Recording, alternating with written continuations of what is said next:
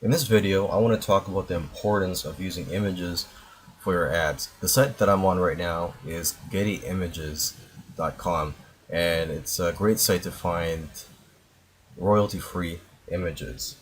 Now, of course, there's other places on the net where you could find images, great images that you can use for your ads. But just remember that a lot of images out there have a copyright on them, so you do have to be careful and do your due diligence. Now, let me just say this, that images play the biggest role in increasing your CTR or your click-through rate.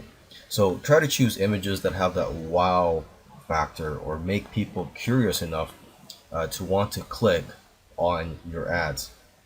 And your main goal when creating your ads, your Facebook ads, is to get people to click on your ads. Remember that. It's not to sell them on your product yet. Okay? So when you first start your campaign, try to find at least 50 images that are suitable for your campaign and make sure that these images do not have a copyright on them.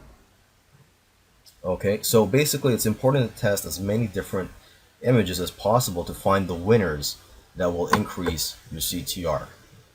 And one last tip about images is that generally, marketers will find that the CTR goes down after a few days, so it's important to change or rotate your images constantly.